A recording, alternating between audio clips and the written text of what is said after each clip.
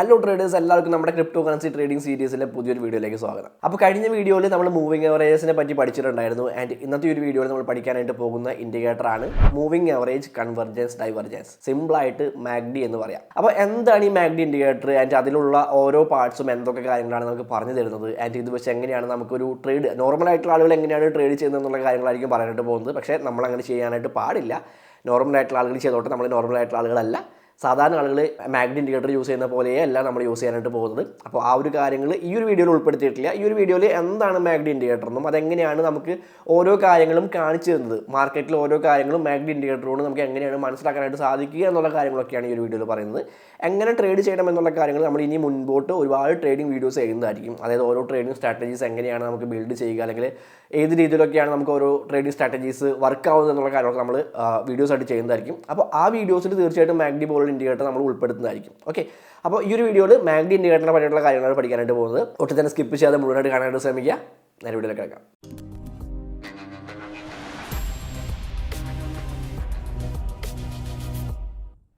Okay, അപ്പോൾ ഞാനിപ്പോൾ നിൽക്കുന്നത് ഒരു ബിറ്റ്കോയിൻ്റെ ചാർട്ടിലാണ്. ഒരു 50 മിനിറ്റ്സ് ടൈം ഫ്രെയിമിലുള്ള ചാർട്ടിലാണ് നിൽക്കുന്നത്.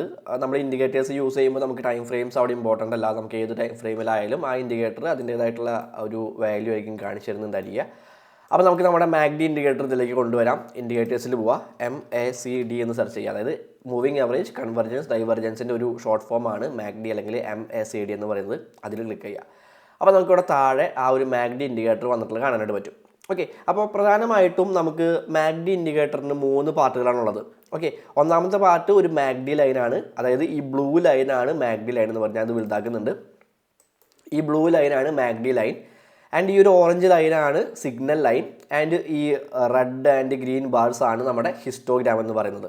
ആൻഡ് ഈ റെഡ് ആൻഡ് ഗ്രീൻ ബാർസ് കൂട്ടിമുട്ടുന്ന ഈ ഒരു ഏരിയ നമുക്കൊരു 0 ലെവലാണ്. ഓക്കെ, അപ്പോൾ ആ ഒരു 0 ലെവലും MACD ഇൻഡിക്കേറ്ററിൻ്റെ ഒരു ഭാഗമാണ്. അപ്പോൾ നമ്മുടെ ഈ പേര് പറയുന്ന പോലെ തന്നെ മൂവിങ് അവറേജ് കൺവെർജൻസ് ഡൈവർജൻസ് എന്നാണ് ഈ ഒരു ഇൻഡിക്കേറ്ററിനെ പറയുന്നത്. അപ്പോൾ മൂവിങ് അവറേജുമായിട്ട് വളരെയധികം ബന്ധമുള്ള ഒരു ഇൻഡിക്കേറ്ററാണ് ഈ MACD എന്ന് പറയുന്ന ഇൻഡിക്കേറ്റർ. പ്രത്യേകിച്ച് ഈ ഒരു MACD ലൈനും സിഗ്നൽ ലൈനും മൂവിങ് അവറേജുമായിട്ട് വളരെയധികം ബന്ധമുണ്ട്. അപ്പോൾ ഈ MACD ലൈൻ എന്ന് പറയുന്നത് നമുക്ക് ഏത് രീതിയിലുള്ളൊരു വാല്യൂ ആണ് കാണിച്ചു തരുന്നത് എന്ന് ചോദിച്ചു കഴിഞ്ഞിട്ടുണ്ടെങ്കിൽ ഒരു 26 EMA മൈനസ് 12 EMA ആണ് ഈ MACD ലൈൻ. ഓക്കെ, ഒരു 26 EMA മൈനസ് 12 EMA എന്ന് പറയുന്ന ഒരു വാല്യൂ ആണ് ഈ ഒരു MACD ലൈൻ കാണിച്ചിരുന്നത്. ആൻഡ് ഈ ഒരു സിഗ്നൽ ലൈൻ എന്ന് പറഞ്ഞു കഴിഞ്ഞിട്ടുണ്ടെങ്കിൽ ഒരു 9 EMA ആണ്. ഓക്കെ, അപ്പോൾ നമുക്കിവിടെ നമ്മുടെ EMA കൂടി നമുക്ക് ഇടാം. ഇവിടെ ഞാനൊരു 12 EMAയും 26 EMA ഇടുന്നുണ്ട്.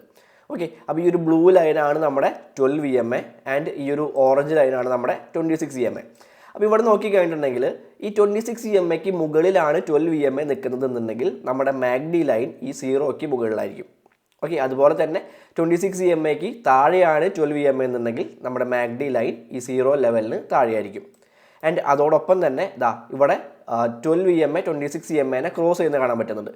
ആൻഡ് അതിന് കറസ്പോണ്ടിങ് ആയിട്ടുള്ള MACD ലൈൻ നോക്കുകയാണെന്നുണ്ടെങ്കിൽ MACD ലൈനും 0 എന്ന് പറയുന്ന ആ ഒരു ലെവലിനെ ക്രോസ് ചെയ്യുന്ന സമയമായിരിക്കും. അതുപോലെ തന്നെ നേരെ തിരിച്ചും ഇവിടെ നമുക്ക് 12 EMA 26 EMAക്ക് മുകളിലേക്ക് ക്രോസ് ചെയ്യുന്നത് കാണാൻ പറ്റുന്നുണ്ട്. അപ്പോൾ അവിടെയും നമ്മുടെ MACD ലൈൻ 0 ലെവലിനെ ക്രോസ് ചെയ്യുന്നത് കാണാൻ പറ്റും. അപ്പോൾ ആ ഒരു മൂവിങ് അവറേജിനെ ഡിപ്പെൻഡ് ചെയ്തുകൊണ്ടാണ്, അല്ലെങ്കിൽ മൂവിങ് അവറേജിൻ്റെ മൂവ്മെൻറ്റിനനുസരിച്ചാണ് നമുക്കിവിടെ MACD ലൈനിലും ഒരു മൂവ്മെൻറ്റ് കാണാനായിട്ട് പറ്റുക. ആൻഡ് ഈ ഒരു സിഗ്നൽ ലൈൻ എന്ന് പറയുന്നത് ഇവിടെയുള്ള ഈ ഒരു ഓറഞ്ച് ലൈൻ എന്ന് പറയുന്നത് സിഗ്നൽ ലൈനാണ്. അത് ഒരു 9 EMA ആണ്. അത് പ്രധാനമായിട്ടും MACD ലൈനെ ക്രോസ് ചെയ്യുമ്പോഴാണ് നമ്മൾ ഒരു എൻട്രി ഓപ്പർച്യൂണിറ്റി ഒക്കെ കാണാറുള്ളത്, അല്ലെങ്കിൽ എൻട്രി എടുക്കുക. നോർമലായിട്ട് MACD യൂസ് ചെയ്യുമ്പോൾ നമ്മൾ എൻട്രി എടുക്കുക ഈ സിഗ്നൽ ലൈൻ MACD ലൈനെ ക്രോസ് ചെയ്യുന്ന ഒരു സമയത്തായിരിക്കും. ഓക്കെ, അപ്പോൾ അതാണ് ആ സിഗ്നൽ ലൈനും MACD ലൈനും. ഇനി ഹിസ്റ്റോഗ്രാമിൻ്റെ കാര്യം പറയുകയാണെങ്കിൽ ഞാൻ തൽക്കാലത്തേക്ക് ഈ ഒരു ലൈൻസ് ഒന്ന് ക്ലോസ് ചെയ്യുന്നുണ്ട്. വേണ്ട, അതിന് മുമ്പ് വേറൊരു കാര്യം പറയാം. ഹിസ്റ്റോഗ്രാം എന്ന് പറഞ്ഞു കഴിഞ്ഞിട്ടുണ്ടെങ്കിൽ നമ്മുടെ MACD ലൈൻ്റെയും സിഗ്നൽ ലൈനും തമ്മിലുള്ള ആ ഒരു ഡിസ്റ്റൻസ് ആണ് നമുക്കിവിടെ ഹിസ്റ്റോഗ്രാമിൽ കാണാനായിട്ട് പറ്റുക. ഓക്കെ, ഇവിടെ നോക്കിക്കഴിഞ്ഞിട്ടുണ്ടെങ്കിൽ ഇവിടെ MACD ലൈനും സിഗ്നൽ ലൈനും തമ്മിലുള്ള ഡിസ്റ്റൻസ് കൂടുതലാണ്. ആൻഡ് ഇവിടേക്ക് അത് ഡിസ്റ്റൻസ് കൂടി വരുന്നുണ്ട്. അതോടൊപ്പം തന്നെ ഇവിടെ ഹിസ്റ്റോഗ്രാമും കൂടി വരുന്നുണ്ട്. ഓക്കെ, അപ്പോൾ ആ രീതിയിലാണ് നമുക്കിവിടെ ഹിസ്റ്റോഗ്രാമുകൾ കാണാം. MACD ലൈൻ്റെയും സിഗ്നൽ ലൈൻ്റെയും മൂവ്മെൻറ്റിനനുസരിച്ചാണ് നമുക്കിവിടെ ഹിസ്റ്റോഗ്രാം കാണാനായിട്ട് പറ്റുക. ആൻഡ് ഈ ഹിസ്റ്റോഗ്രാം കൊണ്ട് നമുക്ക് എന്താണ് മനസ്സിലാക്കാനായിട്ട് സാധിക്കുക എന്ന് ചോദിച്ചു കഴിഞ്ഞിട്ടുണ്ടെങ്കിൽ ഇനി ഞാൻ ഈ ഒരു ലൈൻസ് 2 ക്ലോസ് ചെയ്യുന്നുണ്ട്, ഹൈഡ് ചെയ്യുന്നുണ്ട്. നമുക്ക് ഹിസ്റ്റോഗ്രാമിൻ്റെ കാര്യം പറയാം. അപ്പോൾ ഇവിടെ നോക്കിക്കഴിഞ്ഞിട്ടുണ്ടെങ്കിൽ ഇവിടെ ഈ ഗ്രീൻ ഹിസ്റ്റോഗ്രാം ഇവിടെ എക്സ്പാൻഡ് ചെയ്തുകൊണ്ടിരിക്കുകയാണ്. കണ്ടിന്യൂസ് ആയിട്ട് ഗ്രീൻ ഹിസ്റ്റോഗ്രാമാണ് ഇവിടെ സംഭവിച്ചുകൊണ്ടിരിക്കുന്നത്. അപ്പോൾ ഞാൻ ഈ ഒരു ഏരിയ ഇങ്ങനെ മാർക്ക് ചെയ്യുന്നുണ്ട്. ഓക്കെ, അപ്പോൾ ഈ ഒരു ഏരിയ നോക്കിക്കഴിഞ്ഞിട്ടുണ്ടെങ്കിൽ ഈ ഒരു ഏരിയ ഇവിടെ മുകളിലേക്ക് എടുത്തു കഴിഞ്ഞിട്ടുണ്ടെങ്കിൽ ഈ ഹിസ്റ്റോഗ്രാമുകൾ കണ്ടിന്യൂസ് ആയിട്ട് ഗ്രീൻ കാണിച്ച് നിൽക്കുന്ന സമയത്ത് ഇവിടെ എന്താണ് സംഭവിച്ചിട്ടുള്ളത്? വളരെ ശക്തമായിട്ടുള്ള ഒരു ബുള്ളിഷ് മൊമെൻറ്റമാണ് നമുക്കിവിടെ കാണാൻ പറ്റുന്നത്. ഓക്കെ, ആൻഡ് അതുപോലെ തന്നെ ഇവിടെ കണ്ടിന്യൂസ് ആയിട്ട് ഈ റെഡ് ബാറുകൾ സംഭവിച്ച സമയത്ത് ഇവിടെ നോക്കിയിട്ടുണ്ടെങ്കിൽ കണ്ടിന്യൂസ് ആയിട്ട് റെഡ് ഹിസ്റ്റോഗ്രാം ബാറുകളാണ് സംഭവിച്ചുകൊണ്ടിരിക്കുന്നത്. ആൻഡ് അത് സംഭവിച്ച സമയത്ത് നമുക്കിവിടെ ചാർട്ടിൽ എന്താ കാണാൻ പറ്റുന്നത്? വളരെ ബെയറിഷ് ആയിട്ടുള്ളൊരു മൊമെൻ്റാണ് കാണാൻ പറ്റുന്നത്. ഓക്കെ, ഇവിടെ ബെയറിഷ് ആയിട്ടുള്ള മൊമെൻ്റാണ് കാണാൻ പറ്റുന്നത്. പ്രൈസ് താഴേക്കാണ് പോയിക്കൊണ്ടിരിക്കുന്നത്. അപ്പോൾ നമുക്ക് ഈ ഹിസ്റ്റോഗ്രാം ബാറുകൾ നമുക്ക് കാണിച്ച് തരുന്നത് ബുള്ളിഷ് ആൻഡ് ബെയറിഷ് മൊമെൻ്റ് ആണെങ്കിലും മാർക്കറ്റിൽ ഏത് രീതിയിലുള്ള മൊമെൻ്റമാണോ ഉള്ളത് അതായിരിക്കും ഈ ഹിസ്റ്റോഗ്രാം ബാറുകളിൽ ഗ്രീൻ ബാറുകളും റെഡ് ബാറുകളും നമുക്ക് കാണിച്ചു തരുന്നത്. ഓക്കെ, അപ്പോൾ അത് വെച്ചുകൊണ്ട് നമുക്ക് അവിടെ എന്താണ് സംഭവിക്കുന്നത്, മാർക്കറ്റിൽ ഏത് രീതിയിലുള്ളൊരു മൊമെൻ്റമാണോ ഉള്ളത് എന്നുള്ള കാര്യം നമുക്ക് കാണാനായിട്ട് പറ്റും. പ്രത്യേകം ശ്രദ്ധിക്കേണ്ട ഒരു കാര്യം, ഈ MACD ഇൻഡിക്കേറ്റർ വളരെയധികം ലാഗിങ് ആയിട്ടുള്ള ഇൻഡിക്കേറ്ററാണ്. അതായത് ഒരു പ്രൈസ് മൂവ്മെൻറ്റ് സംഭവിച്ചു കഴിഞ്ഞതിന് ശേഷമായിരിക്കും MACDയിൽ നമുക്കൊരു ഈ പറയുന്ന പോലുള്ള ഇൻഡിക്കേഷൻസ് കാണാനായിട്ട് സാധിക്കാം. ഓക്കെ, അപ്പോൾ നമ്മൾ ബ്ലൈൻഡ് ആയിട്ട് MACD ഇൻഡിക്കേറ്ററിനെ യൂസ് ചെയ്യാനായിട്ട് പാടില്ല. അതെന്തുകൊണ്ടാണെന്ന് എനിക്ക് ഈ ഒരു വീഡിയോ ഇനി അങ്ങോട്ട് കാണുമ്പോൾ മനസ്സിലായിക്കോളും. അപ്പോൾ ഹിസ്റ്റോഗ്രാം നമുക്ക് ഈ രീതിയിലുള്ള ഒരു ബുള്ളിഷ് ആൻഡ് ബെയറിഷ് മൊമെൻ്റമാണ് കാണിച്ചു തരുന്നത് എന്നുള്ള കാര്യങ്ങൾ മനസ്സിലാക്കാനായിട്ട് ശ്രമിക്കാം.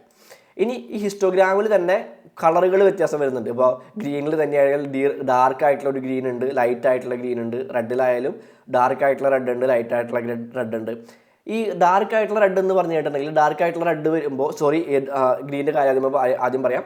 ഈ ഡാർക്ക് ആയിട്ടുള്ള ഗ്രീൻ എന്ന് പറഞ്ഞു കേട്ടിട്ടുണ്ടെങ്കിൽ ഈ ഡാർക്ക് ആയിട്ടുള്ള ഗ്രീൻ വരുമ്പോൾ ആ ഒരു ഗ്രീൻ ബാറുകൾ കണ്ടിന്യൂസ് ആയിട്ട് അല്ലെങ്കിൽ അത് എക്സ്പാൻഡ് ചെയ്യുന്ന ഒരു സമയമായിരിക്കും. ഓക്കെ, കണ്ടിന്യൂസ് ആയിട്ട് ഡാർക്ക് ആയിട്ടുള്ള ഗ്രീൻ ബാറുകൾ വന്നു കഴിഞ്ഞിട്ടുണ്ടെങ്കിൽ അത് എക്സ്പാൻഡ് ചെയ്തുകൊണ്ടിരിക്കുകയാണെന്ന് പറയാൻ പറ്റും. അതിൻ്റെ ആ ഡാർക്ക് ഗ്രീൻ ബാറുകൾ കഴിഞ്ഞ് ഒരു ലൈറ്റ് ആയിട്ടുള്ള ഗ്രീൻ ബാർ വന്നു കഴിഞ്ഞിട്ടുണ്ടെങ്കിൽ അതൊന്ന് ഷ്രിങ്ക് ആവുന്ന സമയമാണെന്ന് പറയാൻ പറ്റും, അതൊന്ന് ചുരുങ്ങുന്ന സമയമാണെന്ന് പറയാൻ പറ്റും. അതുപോലെ തന്നെയാണ് നമ്മുടെ റെഡ് ബാറുകളുടെ കാര്യവും. ഡാർക്ക് ആയിട്ടുള്ള റെഡ് ബാറുകളാണെങ്കിൽ കണ്ടിന്യൂസ് ആയിട്ട് അതൊരു എക്സ്പാൻഡ് ചെയ്തുകൊണ്ടിരിക്കുന്ന സമയമാണെന്ന് പറയാൻ പറ്റും. ആൻഡ് അത് മാറിയിട്ട് ഒരു ലൈറ്റ് ആയിട്ടുള്ള റെഡ് ബാർ വന്നു കഴിഞ്ഞിട്ടുണ്ടെങ്കിൽ അത് ചുരുങ്ങുന്ന സമയമാണെന്ന് പറയാൻ പറ്റും. ഓക്കെ, അപ്പോൾ ആ ഒരു മൊമെൻറ്റത്തിലുള്ളൊരു ചേഞ്ചാണ് നമുക്ക് അവിടെ ഡാർക്ക് ആൻഡ് റെഡ് ബാറുകളിൽ ഡാർക്ക് ആൻഡ് ലൈറ്റ് ബാറുകൾ കൊണ്ട് നമുക്ക് അവിടെ മനസ്സിലാക്കാനായിട്ട് സാധിക്കാം. ഓക്കെ, അപ്പോൾ അതാണ് ഹിസ്റ്റോഗ്രാമിൻ്റെ കാര്യങ്ങൾ. ഇനി നമുക്ക് നമ്മുടെ MACD ലൈനും സിഗ്നൽ ലൈനും തിരിച്ചു കൊണ്ടുവരാം. ഡബിൾ ക്ലിക്ക് ചെയ്ത് കഴിഞ്ഞിട്ടുണ്ടെങ്കിൽ ഇതിൻ്റെ സെറ്റിങ്സ് ഓപ്പൺ ആവും. MACDയും സിഗ്നലും ഞാൻ ഓപ്പൺ ആക്കുന്നുണ്ട്. ഓക്കെ, അപ്പോൾ ഇവിടെ നോക്കി കഴിഞ്ഞിട്ടുണ്ടെങ്കിൽ നമ്മൾ പറഞ്ഞു ഈ സിഗ്നൽ ലൈനും MACD ലൈനും ക്രോസ് ചെയ്യുന്ന സമയത്താണ് നമ്മളൊരു എൻട്രി നോക്കുക എന്ന് പറഞ്ഞു. ഇനി നമുക്ക് ഈ മൂവിങ് അവറേജസിൻ്റെ ആവശ്യമില്ല, ഞാനത് ക്ലോസ് ചെയ്യുന്നുണ്ട്. ഓക്കെ, അപ്പോൾ ഇവിടെ നോക്കി കഴിഞ്ഞിട്ടുണ്ടെങ്കിൽ നമുക്ക് ഇവിടെ കാണാൻ പറ്റുന്നുണ്ട് നമ്മുടെ ഇവിടെ ഒരു ക്രോസ് ഓവർ സംഭവിക്കുന്നുണ്ട്. ഞാൻ ഇവിടെ ഒന്ന് മാർക്ക് ചെയ്യുന്നുണ്ട്. ഇവിടെ നമുക്കൊരു ക്രോസ് ഓവർ കിട്ടിയിട്ടുണ്ട്. ഈ റെഡ് ലൈൻ ഞാൻ വരച്ച സമയത്ത് ഒരു ക്രോസ് ഓവർ കിട്ടിയിട്ടുണ്ട്. അത് MACD ലൈൻ സിഗ്നൽ ലൈന് താഴേക്ക് ക്രോസ് ചെയ്യുന്നതാണ് കാണാൻ പറ്റുന്നത്.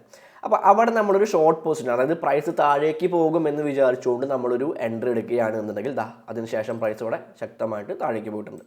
ഓക്കെ, അപ്പോൾ ആ ഒരു ക്രോസ് നമ്മൾ ഈ രീതിയിലാണ് ഒരു എൻട്രി ആയിട്ട് എടുക്കുക. അത് നോർമലായിട്ട് MACD ഇൻഡിക്കേറ്റർ യൂസ് ചെയ്യുന്ന കാര്യമാണ് ഞാൻ പറയുന്നത്.